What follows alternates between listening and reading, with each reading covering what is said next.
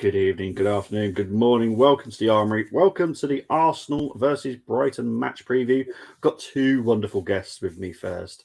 We've got G. How are we doing, G? But first, we're going to talk to Keith. Keith, how are you? Good evening. I'm really, really good. Firstly, thank you very much for inviting me on. I watched quite a few of these shows, and it's always good. I've been bantering with Tony for ages about his love for Rob Holding. It's good to be here. So cheers for having me on. My pleasure. Thank you, G, for approaching Keith as well and getting Keith on. G, how are you, mate? Not a long time no see. Yeah, I'm good, man. I'm good. It feels good to be back. I've had a lot of stuff going on in my personal life, which has just kind of required my focus and my priority. But obviously been supporting the team from backstage. But yeah, really good to be on the screen again, talking Arsenal, obviously with yourself, Bobby, and the legend that is Keith. We go way back from when obviously the first days, when I started, myself and Stephen started our original channel, Cannon Chatter. Keith was one of our third viewers, absolutely loyal. He became a member for a short period of time. So yeah, it's great to have him on. So yeah, man, I'm all good, man. I'm looking forward to the show. Brilliant stuff. Before we get into the talking about the game, talking to Tony. Here is Tony. Greetings, my brother. Thrilled to know that Uncle Keith is in the house this evening. I'll catch up later as I'm finishing off the Spanish supply of rum. He is currently Captain Jack. And evening to Brenny, evening gents, and to all in. Great to see you, G Talks. It is very good to see him. He hasn't been here for a while. So I will start with you, Keith. How are you feeling about this weekend's game coming up? Are you nervous, excited, confident? Always a mixture of nervous and excited. I go into every game with this sense of optimism, and I can already tell within the first 10 minutes what sort of game it's going to be.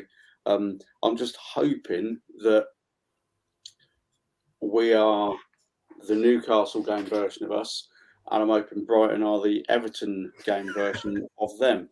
I'm a bit worried that they may have not peaked, but gone the opposite way a week too soon.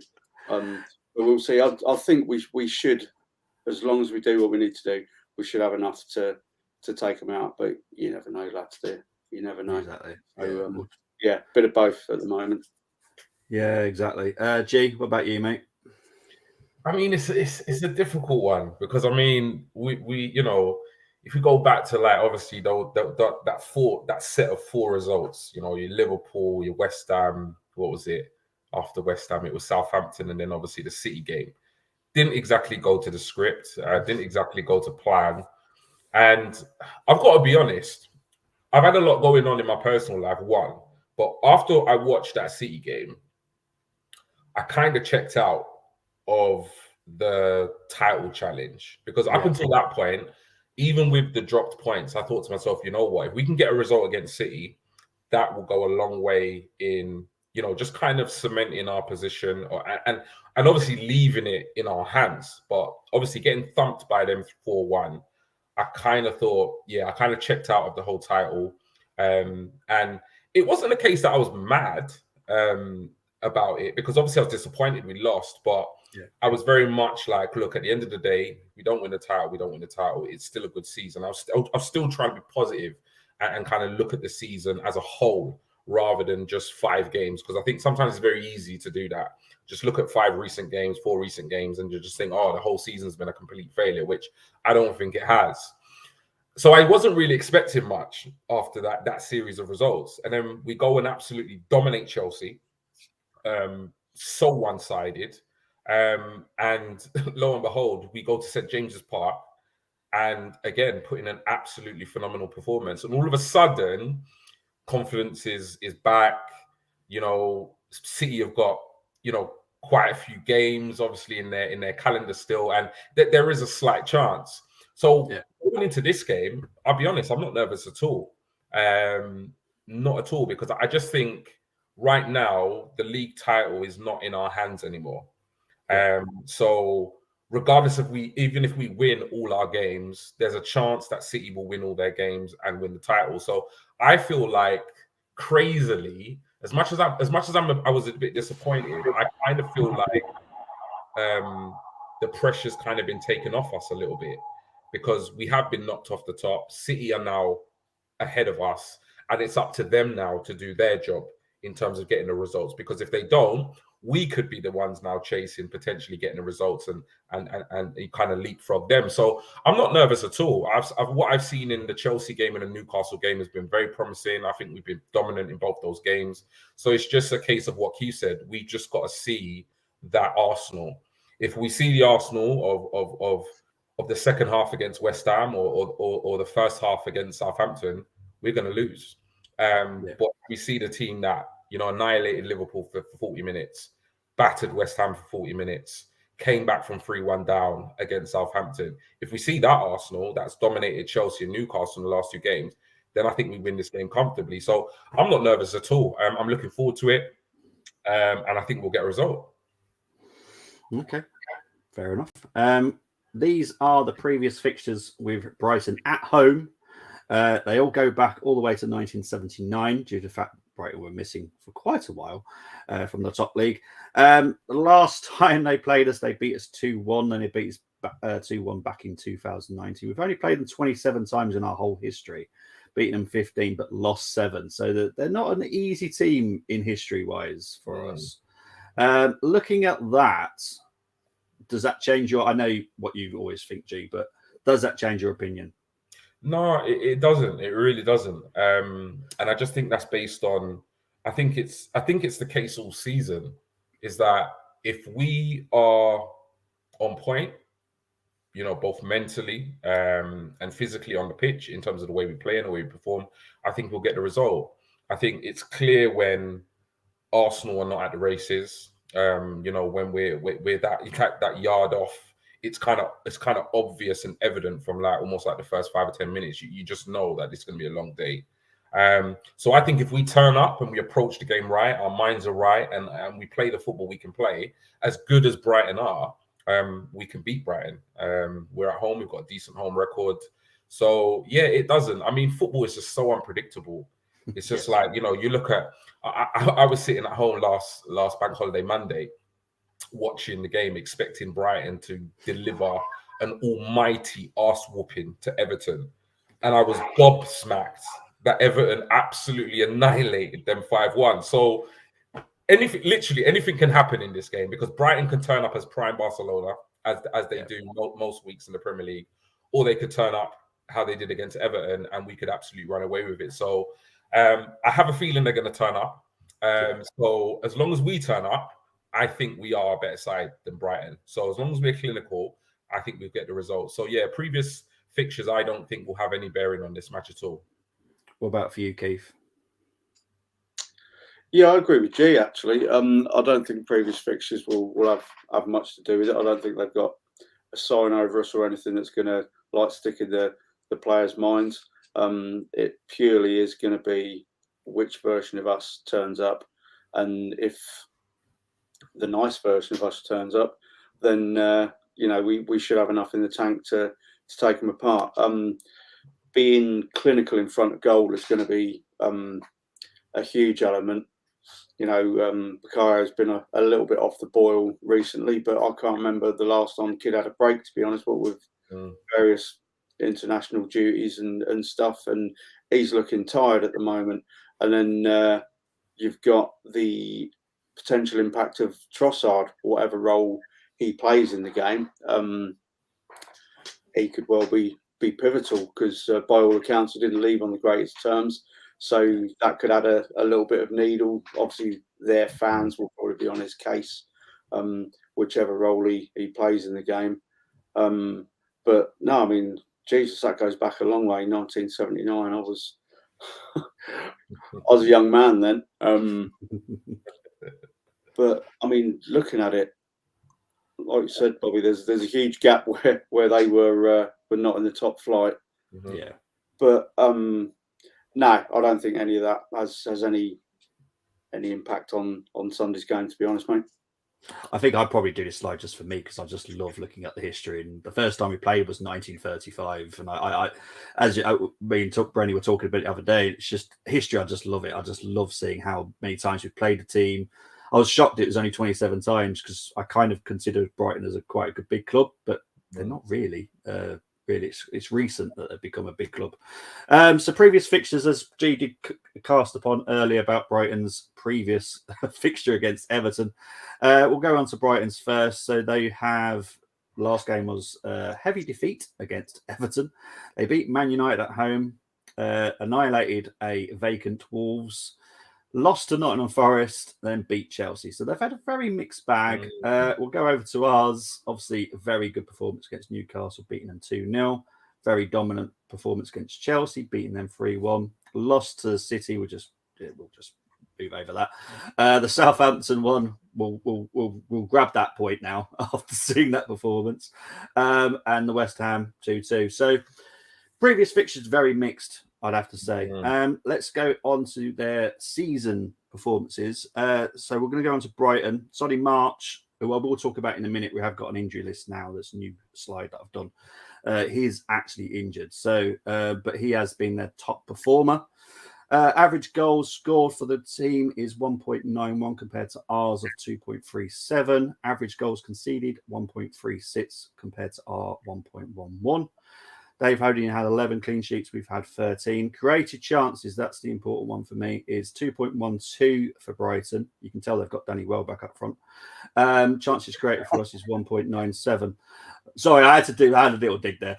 I had to do it. But injury list-wise, these are our injury list. Obviously, Zinchenko is a little bit of a question mark now after Arteta's press conference. But I'd done that slide before he talked about it. So he's still on there because I don't expect to see him tomorrow. It wouldn't surprise me if it's an absolute masterstroke by Arteta again, just trying to wind people up. But as for Brighton, they are missing a lot more important people. Mwepu, I haven't put on there, but obviously his career's finished, unfortunately. I felt wrong putting his name in there, but I do want to mention it. I hope he, finds some way of playing again because it is, I think it's a cardiac issue, isn't it? I think for Mwepu, and such a talent as well. I would have loved him at Arsenal. So it's a shame, but it is what it is. We've got Solly March there, Lamptey, Sarmiento, Moda, Veltman, and Lallana. So they are missing some very important players. I think Solly March is the biggest miss from Brighton for me. And a lot of people don't like him, but I think he's very talented. I'm surprised. I think he's English, isn't he, Keith?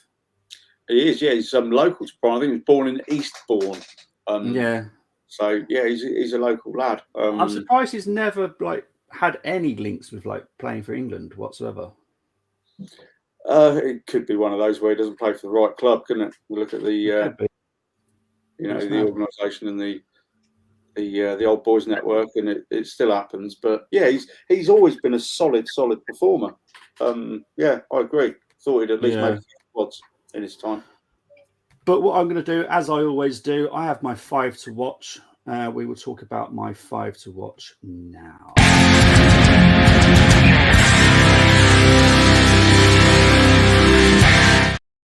That guy's got skills. I had to put that video on there because that guy's got skills. Right, so Pascal Gross, he's had a fantastic season. I can't say I'm the biggest fan of him, but I do think he's been so important for Brighton, as always. That's his ratings. He played DM, but his goals and assists, considering he's more of a defensive midfielder, it's pretty impressive. 9 goals, 8 assists. And you'll see, compared to another midfielder that I've also got, that is impressive. Because that's not far from Odegaard, is it really? From his Odegaard. No. And Odegaard plays more attacking. And this guy is defensive. Yes, that's good. We've got Alexis McAllister. And yes, that is how you spell his surname. I don't know why it's split, but for some reason it is. 35 appearances this season, 12 goals, 2 assists. Likelihood he will be leaving this summer, most likely to Liverpool. Moses Caicedo. This is the one I do want to compare to Pascal Gross, mainly because he's been linked with us. Played 38, only got 1 goal, 1 assist, and he plays DM but midfielder, but he's only got 1 goal, 1 assist. Would you want Pascal Gross over him? Not for me. No, fair enough. And the last, no, I've got 2 more. We've got Matoma. Had to put him in there. He's sensational. No one knew of him before he went to Brighton. Let's be honest, no one did. I didn't. I know a lot about football, and that guy just crept up on me. 10 goals, 7 assists. He's going to be dangerous this weekend. And I had to put a defender in here because Lewis Dunk is someone that again doesn't get the mentions he deserves. Absolutely hard man. Love him to bits. Absolutely fantastic. Real problem from set pieces as well. Yeah, exactly. I know he's only got 2 goals, but he's such a trouble. Everyone's focus is on him. Yeah. So that's where they find gaps that someone else will score. But Lewis, and I know Colwell's had a very good season there as well, but I had to go with Lewis because I just don't think he gets the credit that he deserves. And I have spoke to a Brighton personnel person, I shall call them that. Sarah Gold, big up to this is what her predicted lineup is for the game. She's gone for Jason Steele in goal, Lewis Dunk, Levi Colwell, Estupinan. Me and G were talking about that before the stream. Pascal Gross, Caicedo, Gilmore, McAllister, Matoma, and Ciso, and Ferguson. This is what she's gone for. Now, Keith, looking at that team, do you see what are their strengths in that team that you can see? Do you know, I really like Evan Ferguson. I know he's still a baby, really, isn't he? But every time I see him play, he's just got this presence about him. And if he keeps on the path that he's on at the moment, he's going places. I've seen reports that United are after him. Billy Gilmore's another one. He's a solid player. He's good with the ball at his feet. I'm surprised. I was looking at Brighton's formations earlier, and it's very much mirrors ours. And the fact that Pascal Gross, with his 17 goal involvements, he's playing right back at the moment. Yeah. I'm looking forward to watching Caicedo and seeing. I think he'll get a better reception from the Emirates faithful than Mr. Mudryk did against us. Even though he made it quite clear, I think that he wanted to come to us in the transfer window. But I'm looking forward to watching him. Obviously, I don't want him to play too well. He's one I'm looking out for. But yeah, Evan Ferguson is one that sticks out for me. He looks like he's got something about him, that one. Yeah. Okay, we're going to go for weaknesses now, G. What weakness can you see in that Brighton team? I don't see a lot of weakness, if I'm completely honest. I think the weakest part of that squad, on paper and from what I've seen, which could probably be backed up by their recent game against Everton, is the defence. I think they've got a decent front three. I think their midfield 3 are pretty strong. You know, you could argue, Matoma and Ferguson would walk into most Premier League starting 11s, bar maybe the top kind of 3 or 4 sides in the league. They would walk into most teams, first 11. And arguably McAllister and Caicedo the same. And even the likes of Gilmore, he would be a decent squad player in most other squads. So I think up front and in midfield, they're pretty strong. I think they are more than a match for us in those 2 areas. I'm not to say that their defense isn't, but if I was going to look at any part of that side, it would be the defense. Like I would say of the 4 kind of areas, goalkeeper, defense, midfield, and attack, I would say, yeah, we can get at that defense. A front three of Martinelli, Trossard, Jesus, or whether that's Saka in there or Eddie or Nelson, wherever front three we go with, I think they should fancy their chances against that back four.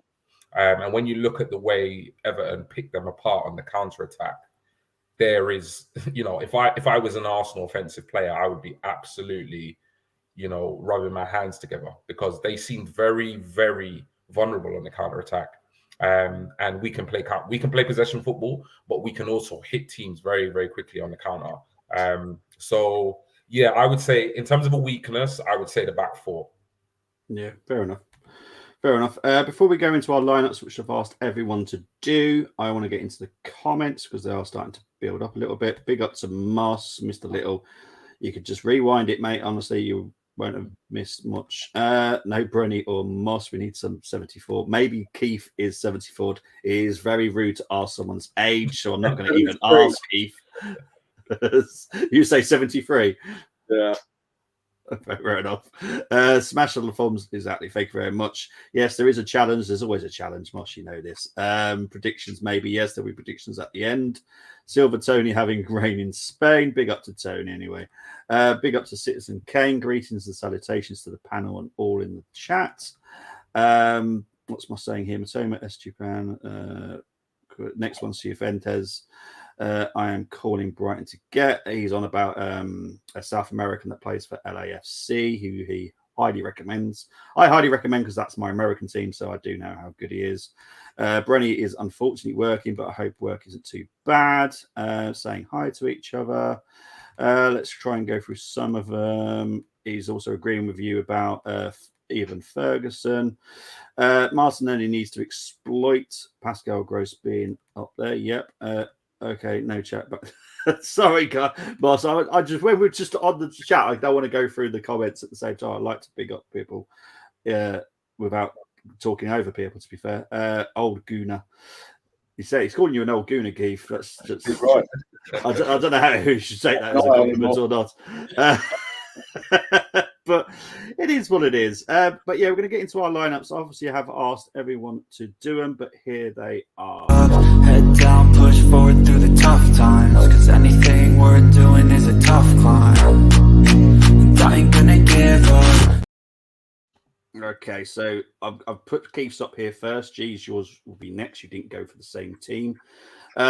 Keith, you went with Ramsdale, White, Kivior, Gabriel, Tierney, Jorginho, Xhaka, Odegaard, Saka, Martinelli, and Jesus. And you did go for Tierney before we knew about Zinchenko. So please go ahead and explain why you chose this lineup, please, Keith. Okay, that's the major one for me, I suppose, is the left back spot. I love Zinchenko as a footballer. He actually was the signing of the summer I was most excited about. And early on, I was super impressed with him. I do think as a footballer, I mean, I love him as a footballer. I'm just not loving him as a defender currently. He's a much better midfielder than he is a defender. And the recent games, top of my head, there was the Liverpool's equaliser, West Ham's equaliser, Theo's goal against us for Southampton. And when Ramsdale made that wonderful save against Newcastle last week, he just seems to be switching off a little bit at the back stick, and that could be costing us. I mean, I don't know what's going on in his life. I mean, Jesus, the guy's Ukrainian. I've no idea what he's having to put up with at the moment. And maybe he's just tired. We were chatting before, weren't we? He didn't get a full season ever at Man City. He was always like playing second fiddle to Cancelo when he was there, and then obviously he's come to us, and he had a bit of an injury at the start of the season, and he's put a hell of a shift in. But I think it's just time. And the last time I saw Tierney play, he started. You can see he's been trained in the inverted role, which obviously is Arteta's preferred, and that's what he's going to stick with. I just think, from the point of view of our defence, and even though Kiwior's come in and done absolutely brilliantly, way better than I thought he would do so quickly, it's just another quality defender. And if there were a situation where we needed to go 3 at the back, that's his role for Scotland, is something he's used to. And for another reason, I don't want to see him go. There's lots of chat about him going in the summer because he's not getting the game time, but you never hear about him moaning whenever he comes on in whatever capacity. He always conducts himself in the right manner, and the manner that we would expect at our football club. And I've been a big fan of his for ages, to be honest. And I just think even if Zinni wasn't injured, I'd have given him the nod for this game and maybe for the running as well. Yeah, 100%. G, what do you think of this lineup? You happy with this? If this was the team that was selected on Sunday? Yeah, I mean, it's. I think the vast majority of the side picks itself. So I think my team is very similar, to this team. I think for large parts of the season, I would have gone with obviously, Partey over Jorginho, but I have to agree with Arteta. He's not been himself. He's not been as good as we know he can perform in recent games. I think he was one of the senior players that I think sections of the Arsenal fan base, including myself, felt somewhat let down by in that run of games where we dropped quite a few points. There were moments when we really needed some of the senior players to kind of stand up and be counted, and it just wasn't quite there for whatever reason. So I think him being dropped and Jorginho coming into the side, I think has made a lot of sense. And it's almost like every time Jorginho has come into this team, he's performed. One could say that he's been somewhat maybe unlucky or undeserving to not actually be in the side. But having said that, we know how good Partey is when he's on form. The problem is, I think if Partey's not at the races, he looks an awful player. He's either exceptionally good or he's dreadfully bad. It's like there isn't really an in-between for Partey. I mean, the front three you can't argue with. I think that front three, if you're going to go with a front three, that would be a front three. And I think if you're going to change it, you'd throw Trossard in there for one of them. Other than that, that's kind of the 4 players that make that front three. I think Eddie and Nelson are kind of just thrown in here and there. But yeah, I can't argue with the front three. Midfield, Xhaka, Odegaard doing his thing. In terms of the defense, I think it picks itself. White's been great. Kiwior's been great since he's coming for Holding. We were saying offline or behind backstage that there's an argument in hindsight that he probably should have come into the team a lot sooner, maybe instead of Holding. But it is what it is.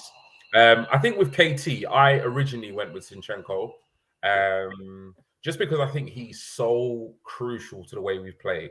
I think that, yes, he's made mistakes. Yes, he's been in some games somewhat found out defensively, like you said, switched off, key moments that have cost us. At the same time, I think he is, if you look at the whole season as a whole, I think he is one of, if not the main reason why we are where we are. In terms of the way he plays that inverted left back role. The problem is, like you said, he is a better player going forward than he is defensively. So it's almost like it's just what you do in it. If you play with a player like him with his technical ability in that position, it's a bit like what Liverpool fans and stuff will say about Trent. What you get in terms of Trent offensively, but sometimes you're pulling out your hair in terms of what he does defensively. So it's just one of those things, if that's the way you're going to play. I don't believe KT offers us what Zinchenko can going forward, but he is defensively a lot better. So it is what it is. Having said that, I didn't go for Zinni, but yeah, KT is a quality, left back. One could argue he's not had nowhere near as many minutes as his quality suggests. He's come into the team, particularly against Newcastle, played a pivotal role was one of the reasons why we got the second goal to secure that match. So yeah, it's a really good team. If I see that lineup when we play Brighton, I would have no issues with it. Awesome stuff. Before we go into G's team, we're just going to go through some comments quickly. Agree, Keith, well stated. So Moss agreeing with what Keith said earlier. Don't want to sell unless Newcastle want to give us 70 million. Citizen K, agree with Keith. I think Jorginho deserves the nod over Partey due to Partey's weak performances of late and Kivior over Holding all day long. He's proved himself a better player, in my honest opinion. All right, let's go on to G's team. Also chosen by other people, including Tim, Branike, James, Carlos, and Jack. You went for Ramsdale, White, Kivior, Gabriel, Tierney, Jorginho, Xhaka, Odegaard, Trossard, Martinelli, and Jesus. Explain, G. Yeah. I mean, I mentioned, I spoke about these players a lot in Keith's lineup, so I won't go to town too much. But I think for me, I think there have been a few players that have not necessarily been at the races in recent games, particularly that series of games where we dropped a lot of points. And as much as I love him, and people know how much I love him, he's my favourite player in world football and at Arsenal, which is Saka. He's my star boy. At the end of the day, for me, you got to make changes where necessary. And I think it's been really difficult on Trossard. I think he came in January, he absolutely nailed it every single time he played. But because of the quality of our front three, I think he's been quite unlucky, to have the limited minutes that he's had, because, I don't think you could really say he's done anything wrong to be benched. It's just that the front three of Saka, Martinelli, and Jesus on their day and consistently this season have just been so good. But I'd like to see Trossard more. I think as we come into the last kind of 3-4 games of the season, it'd be nice to just see him a little bit more. But it is what it is. I completely understand if you go for somebody else. The midfield I kind of touched upon. We're doing the business in midfield. And again, the back four and the goalkeeper is the same. I did originally obviously pick Zinchenko, but I have no qualms in picking KT. KT's a quality left back. He's better defensively. I don't want him to leave at the end of the season. And I would just like him to stay. And next season, he will get more games. We're going to have to rotate our squad a lot more. We're going to be in the Champions League. And I think KT offers us something different to Zinchenko. And I think it's important to have variety and different players that you can bring on in different match scenarios, that could benefit us. So I'm not for selling him at all. I think if we entertain selling him, it's got to be an absolutely astronomical amount of money because he is that good. So yeah, that's the team I picked. Fair enough.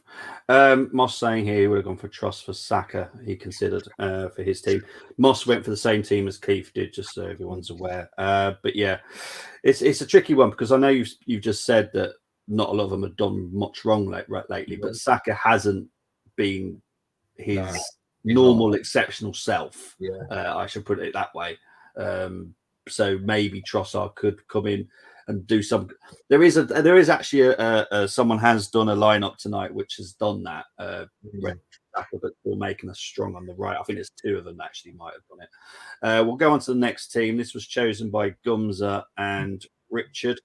They went for Ramsdale, White, Kivior, Gabriel, Tierney, Jorginho, Xhaka, Odegaard, Jesus, Martinelli, and Trossard.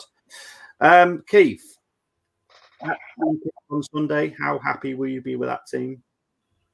I wouldn't be against that team at all. I think Trossard is the key with all these different formations with the attack, because when G first asked me to send my lineup over, it was exactly the same as his.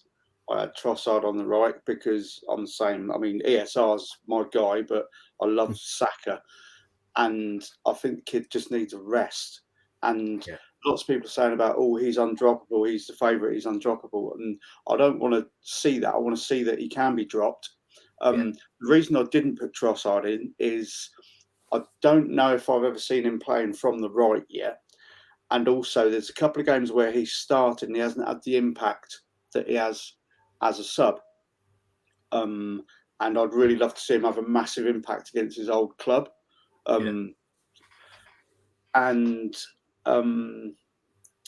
I think with our front three, I mean, we've got them on the right, on the left, in the middle, but they can all interchange, which is the beauty of it. And the recruitment with these guys, with the defenders, has been so good because they can all interchange. We were talking earlier about the defenders that can all play in different positions.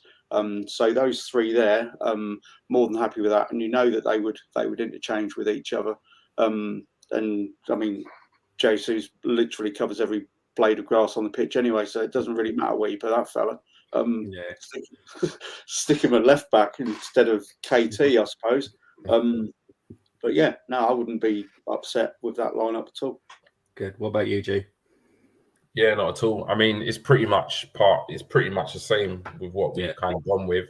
It's just the front three, and we know Trossard has come in. He's played that, kind of false nine position. He does it well. He can play across the front three. Jesus on the right hand side is very interesting.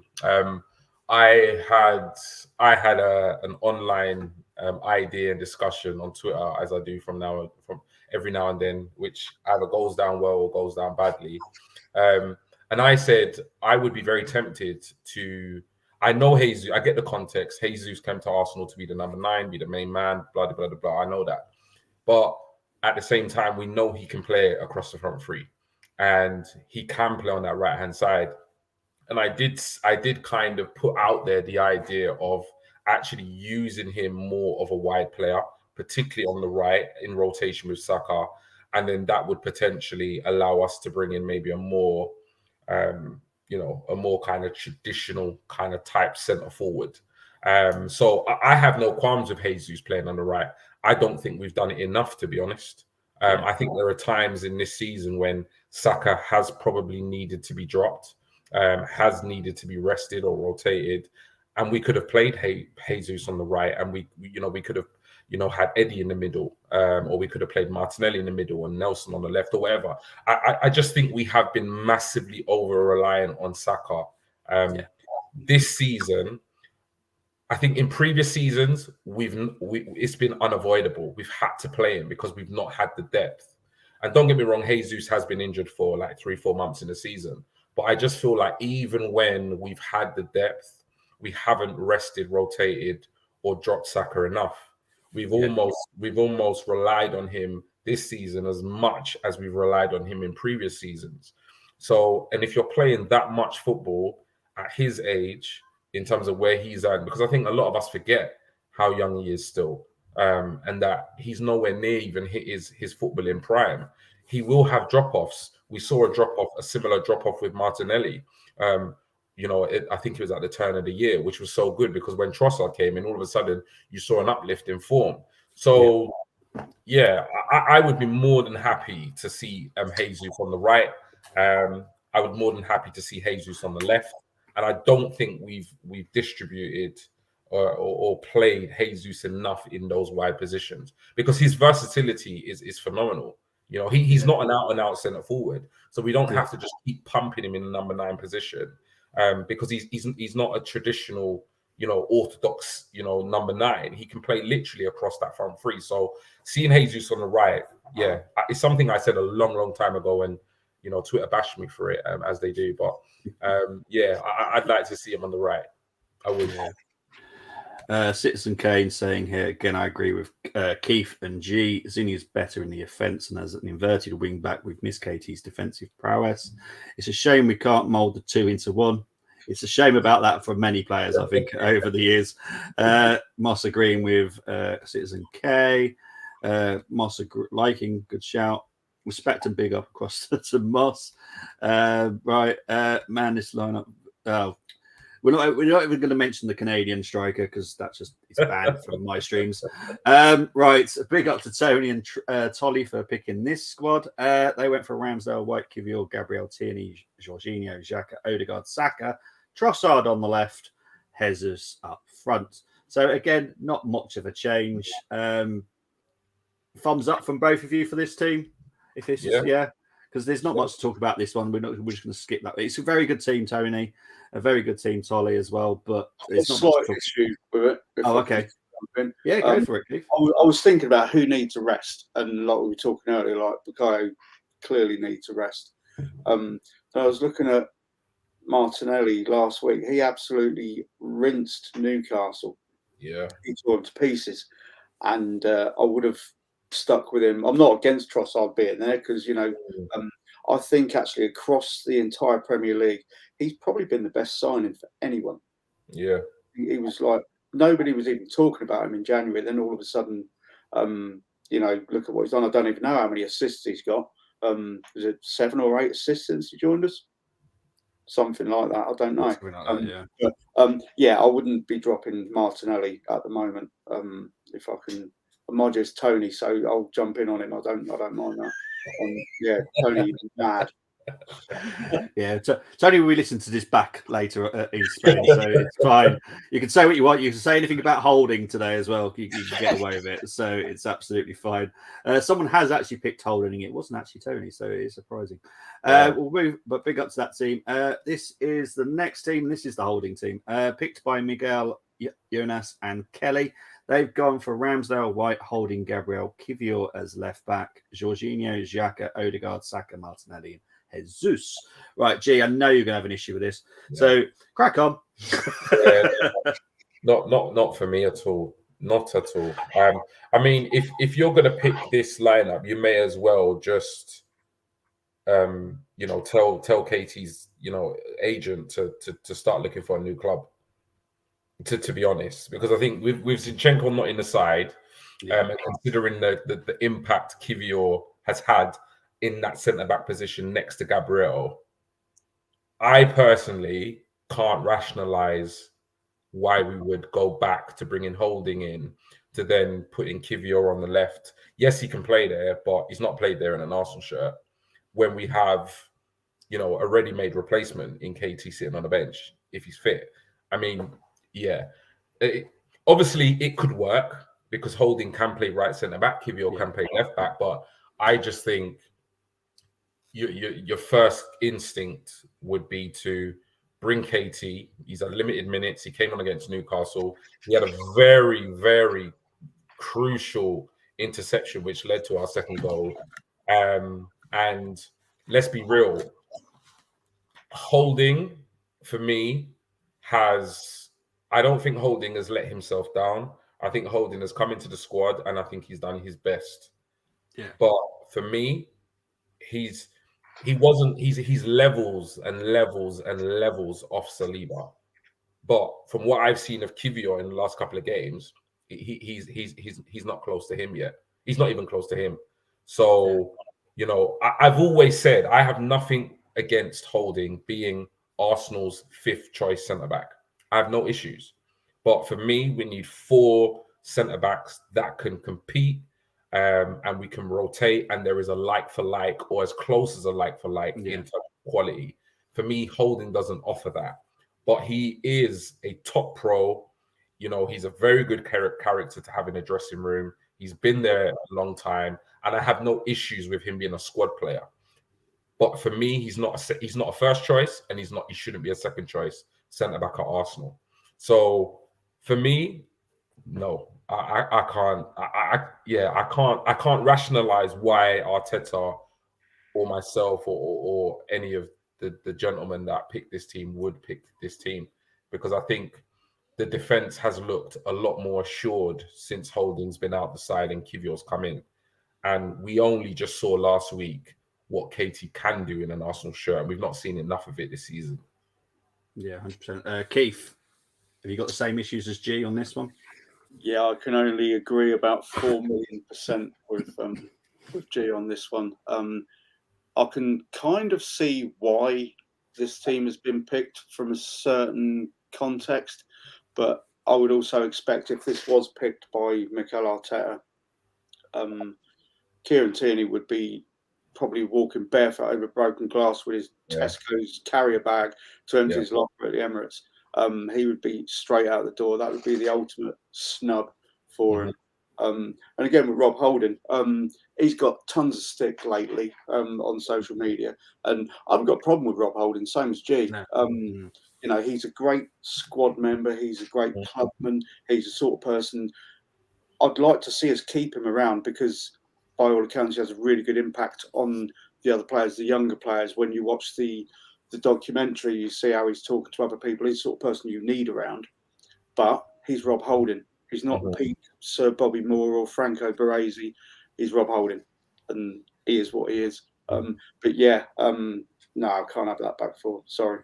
No, that's fine. Like I said, I asked many people, and some do think outside the box, just to basically just give us a talking point, and they do think a little bit differently to G because it upsets G. To be fair, and we always get upset G. Mind you, G a few weeks back did go with Saka at right back. So, yeah, I'm telling you, Saka's the player right back. Listen, I'm telling you.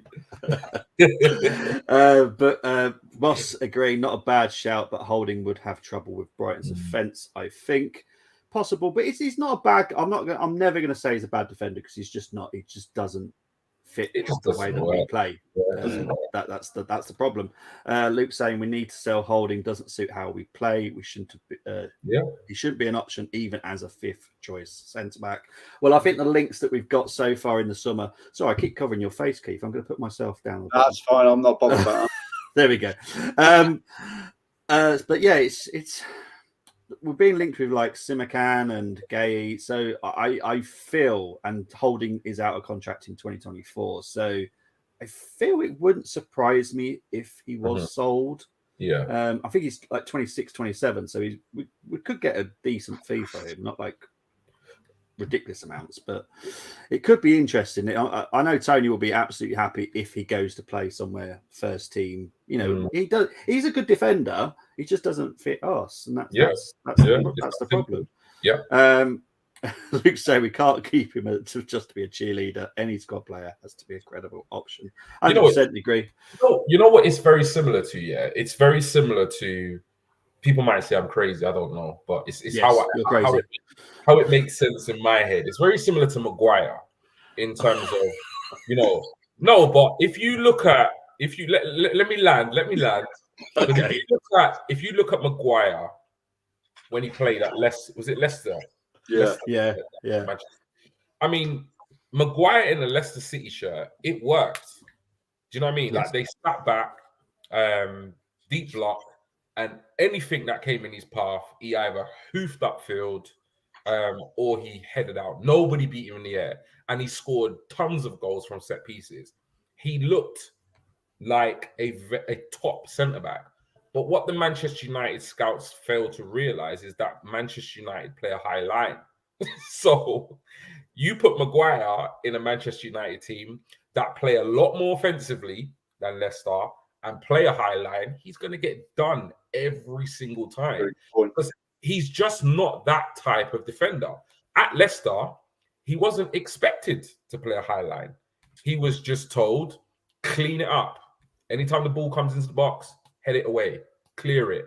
And in comparison to the Leicester players and the other centre-back at Leicester, he actually looked decent on the ball. And if you see him in an England shirt when he plays, he's not the worst on the ball. He's not. He's actually half decent when he's in possession.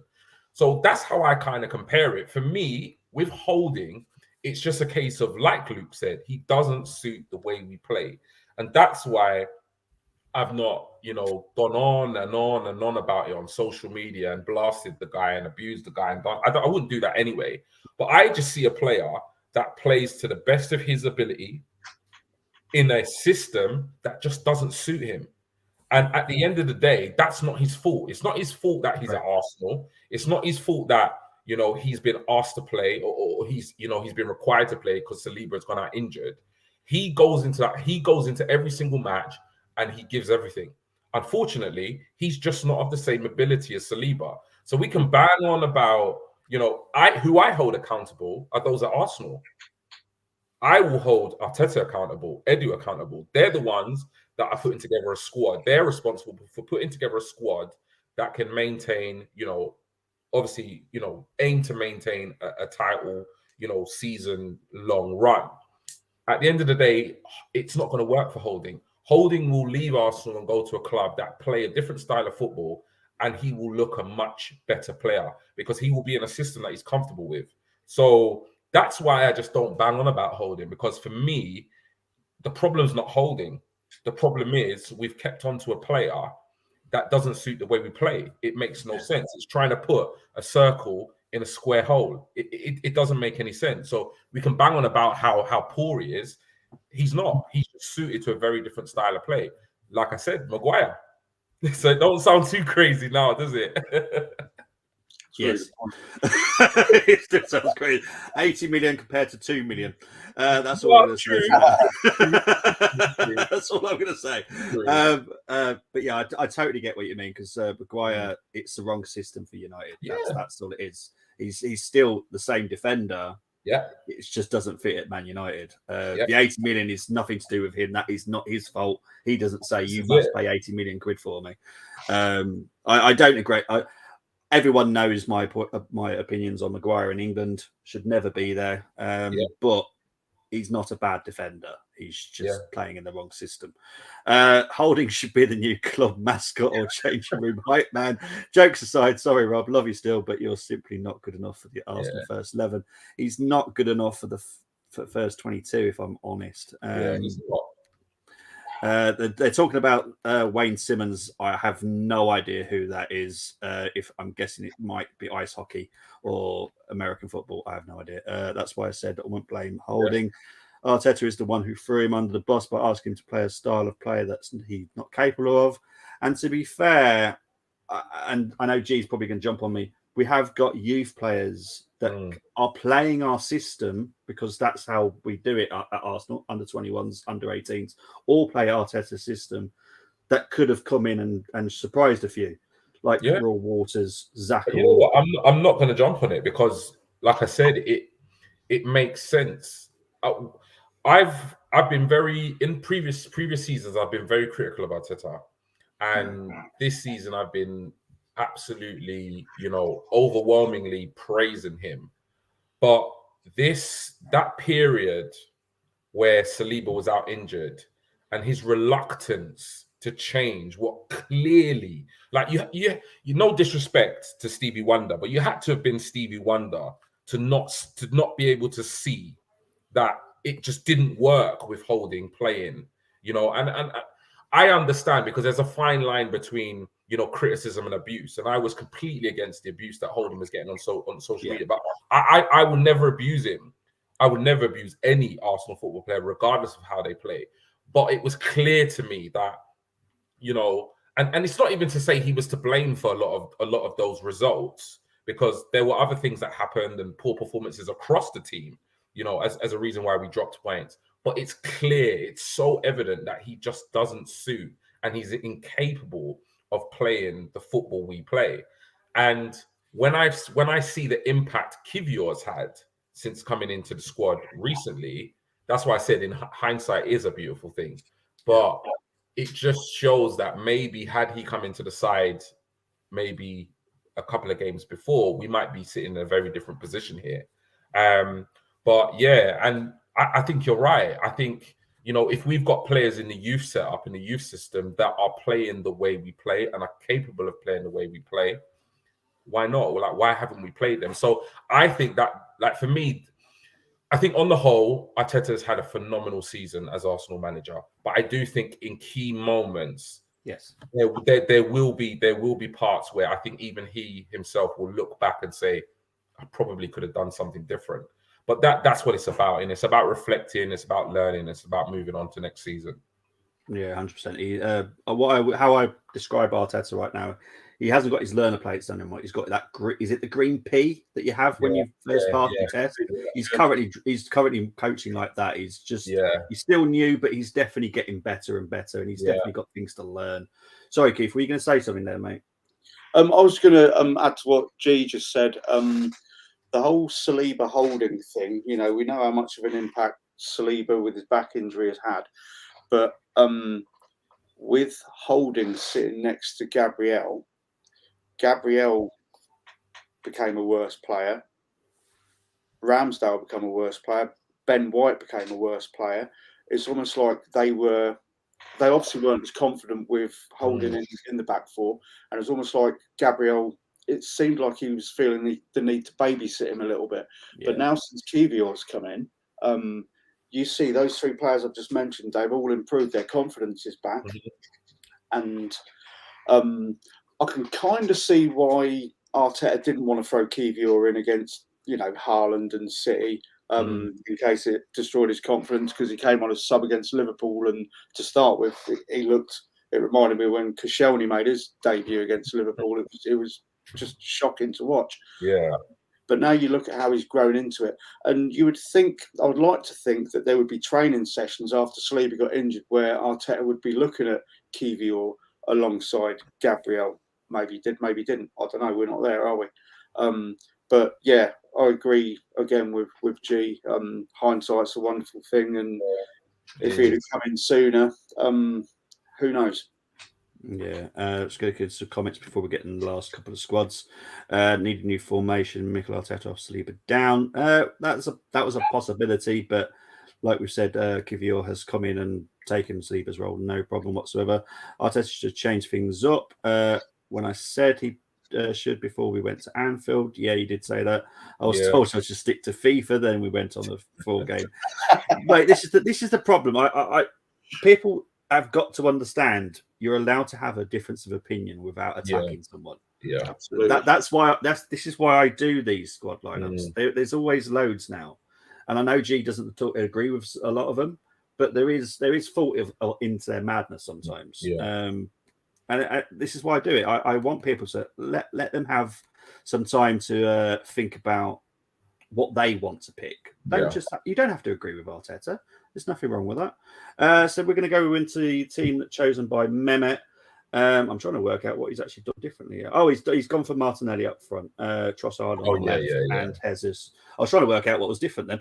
But yeah, so big up to Mehmet for doing that. I'm going to just a quick question because we've basically covered most of the team. I'm going to start with you, Keith. Any issues with having Martinelli up front for you? No, I think ultimately Martinelli will end up as a central striker. I know he's tried it a couple of times. I think he tried it against West Brom a couple of years ago. But obviously he was 2 years younger then, and it was awful. But I think ultimately he will end up in the middle as a spearhead. Just look at his pace and his energy levels. Yeah. And no, I'm not too disappointed with that at all. Yeah, G, what about you, mate?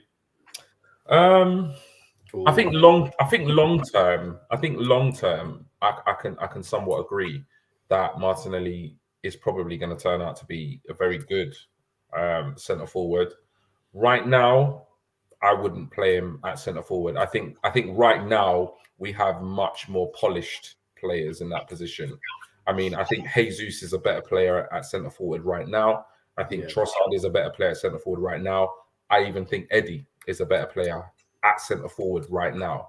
If we're talking about the number 9 centre forward position, I think all those 3 players are a lot more polished in that position. But long term, for this game, I wouldn't do it. Okay, Moss says it's a decent shout. I like what Mehmet's tried here because he knows. I think he might have picked on the fact that Martinelli is my favourite player at Arsenal at the moment. My dirty winger, so I think he's just tried to do that for me. But big up to Mehmet. And the final team is chosen by Josh and Ben, and these are the only two that have gone with Partey. And there's obviously a change on the right because they feel that Saka needs a change, and someone is not being picked. So he's gone for White, Kiwior, Gabriel Tierney. Saying Partey's back in, Xhaka, Odegaard, Fabio Vieira is out on the right, Martinelli and Jesus. We'll start with you first, G, on this one. We'll just talk about Partey and Fabio Vieira because I mean, I think Jorginho will feel somewhat hard done by if he doesn't play against Brighton, because I think he came in and the last 2 games he's been absolutely exceptional. Really has. You know, one could argue both performances were close to being man of the match performances in that midfield.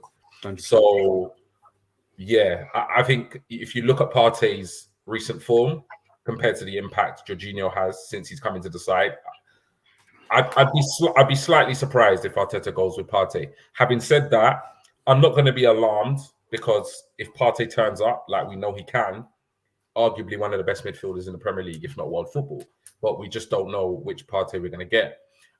In terms of Fabio Vieira, I can only go by what I've seen. And what I've seen of him in a Porto shirt, and what I've seen of him in an Arsenal shirt on the wide, I've not been impressed. I see him more in that kind of Odegaard type role. He's got that, as I like to say, that defense splitting pass in him. He's got quick feet. He's a very talented, gifted player.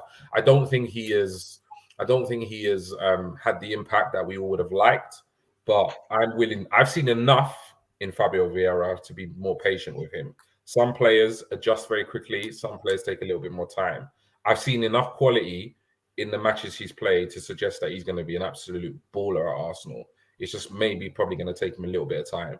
But anytime I've seen him out wide in an Arsenal shirt, and I saw him out wide in an Arsenal shirt in Europe, and I think maybe in one of the cup games, he looked lost. He didn't seem to quite have that burst of pace, and even that strength needed. When you look at the pace and the strength that both Saka and Martinelli possess in terms of, they're not huge, but you can't knock them off the ball easily. They can kind of put their back to goal. They can turn a defender. They've got that kind of pace, whether it be short bursts or Martinelli, he can kind of do it for a bit of a longer stretch. But I just don't see him as having that kind of impact and that pace and that directness to be a winger. So I know he can do a job there, but in a game against Brighton where we really need to win, if to have any chance of obviously, potentially winning the league, I think this would be a stretch too far in terms of experimenting for me. What about you, Keith? I was a little bit shocked when I saw this lineup, to be honest, for these two players. I'm fairly certain when Partey does come back into the team, whether it be as a starter or freshen things up in the second half, I'm fairly certain he'll bounce right back in. He's got something to prove now, and he's realised that he's not undroppable and he's got competition, but not at the moment. As G said, Jorginho has been outstanding the last couple of games. I think he got man of the match from Sky Sports. You see it when I think Odegaard was expecting. Yeah. No, I wouldn't be dropping Jorginho anytime soon. And exactly the same with Vieira. Seeing him out wide, it's not his role. Some players just aren't suited to that. The times I've seen him play well is when he's replaced Odegaard or he's replaced Xhaka. He suits the middle of the park. He hasn't got that turn of pace to be that effective out wide. And he is. I know we like our players to cut in. I personally like an old-fashioned winger to get down to the byline and get the ball in. Not on the right, but no. I mean, we spent a fair bit of money on him, and he will get there. He's just not there yet. So no, that's a no for me. No, that's fine. It's like I said, I just give people the options, and I have no issues with what they do. As long as they don't put Ramsdale up front, I will then have an issue with it. But other than right back, yeah, exactly. If I have a big issue, I will say, "Are you sure?" And they'll go, "Yeah." All right, fair enough. These guys were getting onto me when I put Saka right back. They were like, "Oh, you've been hitting the brandy or something, Graham." I will blame the pre-move brain cells at the time. Luke saying here, Partey has to earn his spot back in the team. Given who we're linked with in the summer, he's going to have a job doing it. 100%. Especially when we're meant to be signing. But it might push him to the next level, or it will be the end. One either way. Yeah. Exactly. But it is challenge time, people. Let's get ready to do it.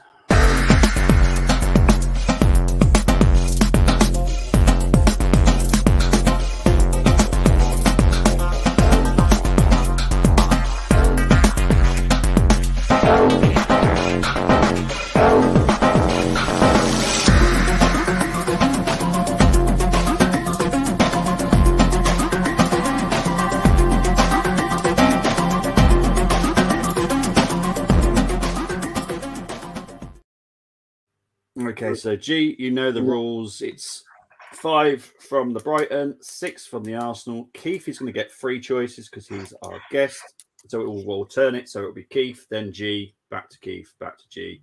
No conferring. There is no setup here. Whoever Keith picks, G's going to have to be happy with it. Simple as that. Right, Keith.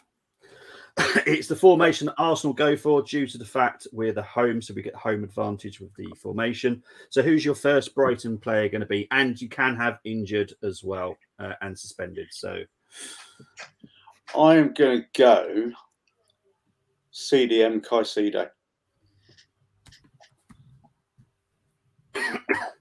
Okay. G? Yeah, I had this conversation before backstage. How to pronounce his name? I'm going for the left. Okay. Estupinan. Yeah, let's see if I can actually spell him. There we go. Estupinan. Yeah. Pronunciation that. Keith, your second choice, please. Okay, right back. Used to play for Brighton, but now he's our boy, Benny. Okay. Oh, and we've got to stick with Brighton first. It's Brighton. Oh, okay, sorry. No, it's even I was typing his name and I was going, yep. In which case, I'll go for Dunk. Lewis Dunk. Okay. Yeah, I like him. Yeah, I like him. Doesn't get enough credit for me. G. Ooh. You know what it is? It's a case of who do I want to see out of the Arsenal side. Here we go. Tactical picking now. Because there's so many of their players I love. Oh man, I'm gonna go with McAllister in that number 8. Number 8, yeah. Yeah. 2-6. There we go. Yeah. Okay, that's McAllister. So Keith, your final choice for Brighton. I've got one more. I don't really want to pick any more Brighton. It's part of the challenge, unfortunately. I know. Do you know what? In the interest of giving young Mr. Martinelli a rest, I'm going to put Armoury. Okay. He's top drawer in Matoma. Yeah, he really is. I was really tempted to pick Ferguson. Really tempted. There was. Can I change that? Can I change that, actually? Yeah, you can have Ferguson if you want. Yeah, we'll have Ferguson. I don't really want to drop Gabby, and obviously it's a game, so it's not. I was really tempted, but I just feel personally McAllister is an upgrade on Xhaka. So, but I was really tempted to pick Ferguson. Yeah. That way, the lady that I spoke to at Brighton, she also had Ferguson, but changed it as well. So don't worry, you're not the first person that's changed it today. Right, we'll go with the Arsenal players now. So I'm going to guess it's Ramsdale in goal. Yep. Happy with that? Yeah. Right back, you want Ben White? Yep. I think so, yeah. Saka and right back, isn't it? Unbelievable. Right. Centre back. Now, you both have to agree who you want to choose. So it's... You guys keep. I'll say Gabriel. Yeah, I agree. Yeah. Okay. Now he's the fourth one on the list. There he is. Right. The final midfielder for the Arsenal. Again, you both have to agree. It's got to be old, man. It's got to be. Yeah. Okay. Okay, so I'm going to guess Starboy on the right. Uh-huh. Mm-hmm. I'm pretty sure he just did an Elvis impression then. And is it Martinelli on the left? Yeah, it's got to be. Okay, so this is the team chosen by Keith and G. Gone for Ramsdale in goal, Ben White, Lewis Dunk, Gabriel Estupinan, Caicedo, Odegaard, McAllister, Martinelli, Saka, and Ferguson. Right, so as you know, G, someone else picks teams as well. Not just you. Let's have a look, see what they've gone for. They have gone for, right. So Sarah has picked the team on the left. Tony has gone for the team on the right. For me, because I obviously decide who the winner is. And it is tough to be fair because it's all very good quality. Yeah. Brighton are a good side, man. Yeah, I know. This is why I do this. This is why I do the challenge, because it makes you think about the opposition a little bit more and have a little bit more respect from them. Because you look at that team, if that was Arsenal's team, you'd be happy with that. Yeah. So, and we've done this countless occasions. I know we've had a few. FC Zurich was one we had to do it with. It wasn't so strong, but it does make you think about the Premier League teams differently. Maybe not so. teams from Switzerland, but never mind. So it's just tough. This one. This is tough. Come on, Bobby. You know what you want to do. See, I don't think Tony doesn't win. Tony's third for me, mainly because he's gone for Trossard up front. For me, Ferguson and Jesus are above him. For me, anyway. So Tony's definite no. I'm gonna have to give it to you two. Yeah, man. And the only reason, that's probably like the first one I've won all bloody season. And the reason I'm not going to give it to Sarah is because she's gone for Tariq Lamptey, and for me, as you know, as G knows, I'm a right back, so I think Ben has been the best right back in the Premier League for me this season. So you've won it on the right back basis. So well done, guys. Really good. I know Moss has done it, and I did star it from earlier. He's gone for Ramsdale, White, Saliba, Colwill, Estupiñán. Everyone's just testing me with that name. I can't stand saying it. Saicedo, McAllister, Odegaard, Matoma, Saka. No, because he hasn't picked Martinelli. So no. Oh yeah, no. He's my man. Yeah, so no, not happening. It's game over. Don't pick Gabby. Does anyone know why McAllister's got that gap in his name? I know you mentioned it earlier, Bobby, but I think because it's something to do with Scottish heritage, but I don't think he wants it to be because he's got a couple of brothers that play football as well, and they've got exactly the same spelling.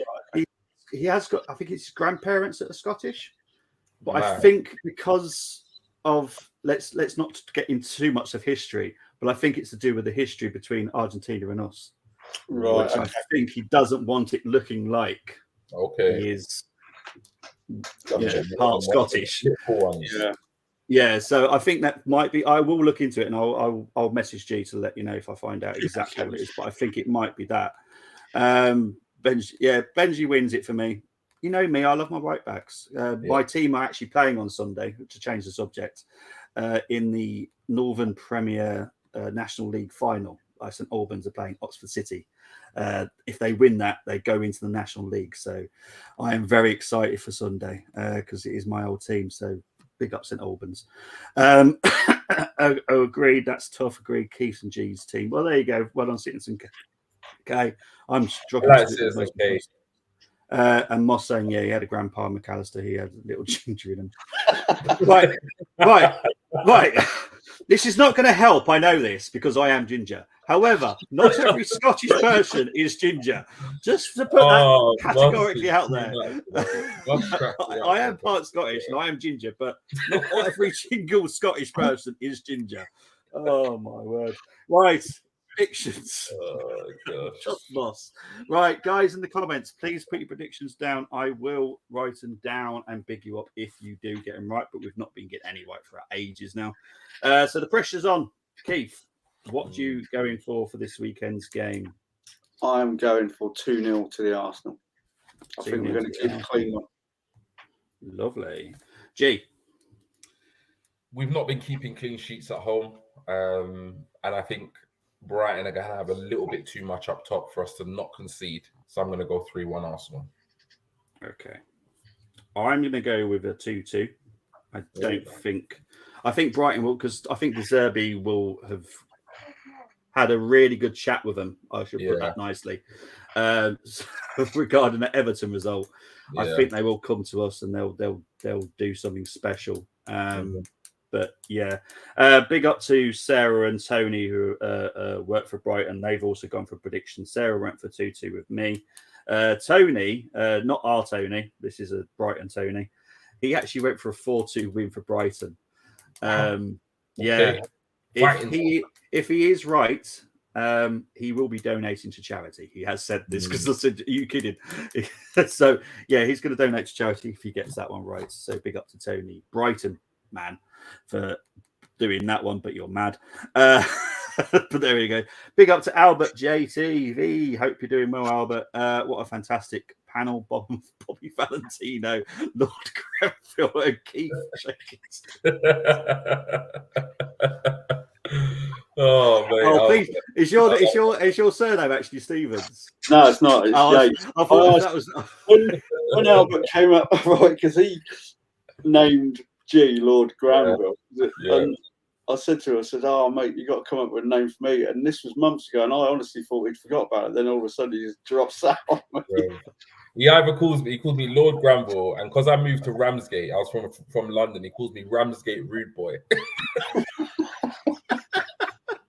It's brilliant. It's brilliant. He comes up with different names every other week. It's brilliant.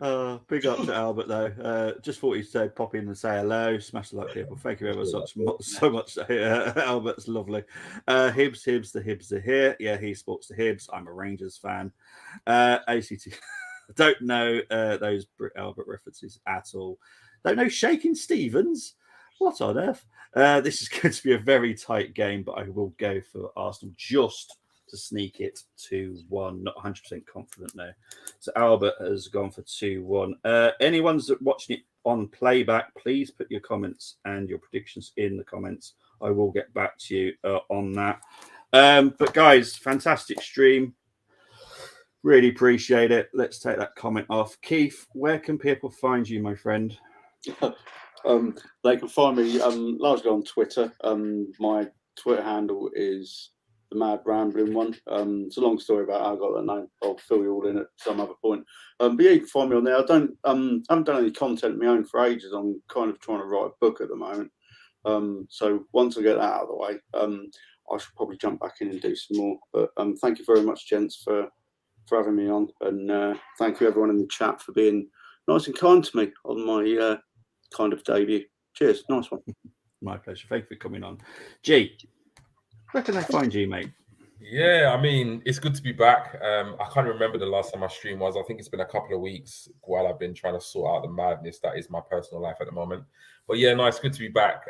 Good to obviously stream with you, Bobby, and like I said, have Keith on the show. He was a massive part of like the beginning of my journey in YouTube. So met him on Twitter, had him on the show, and I've become really, really good friends. So glad you could come on, and massive thank you for coming onto the show. It's been an absolute pleasure. But yeah, you can find me on, well, not of late on Twitter, but you can find me on Twitter. My handle is GTalksArsenal. But yeah, before I go, just like to thank everybody in the chat. If for whatever reason you haven't liked the stream, please do. And if for whatever reason you're not subscribed to the channel, please do. We're very fast approaching 1K, and we'd love to hit the milestone before the end and close of the season. So thank you for joining us, and we'll see you again. Thank you very much. You'll see me again tomorrow in Full Time Sports Network. I am covering the National League playoff final between Chesterfield and Notts County, because everyone knows how much I love the National League. Proper football, proper tackling. Love it. It is, honestly, it's absolutely been brilliant. The semi-finals, as I've warned everyone, were absolute classic games to watch. They're absolutely brilliant. And I'll be back on Sunday to do the Arsenal Brighton watch-along, and I'll also be back to do the reaction shortly after as well. So I appreciate everyone being here. Thank you ever so much to Keith. Thank you ever so much to G Talks. For now, we're definitely out of here. And as always, come on, you Gunners. Take care, everyone. Take care.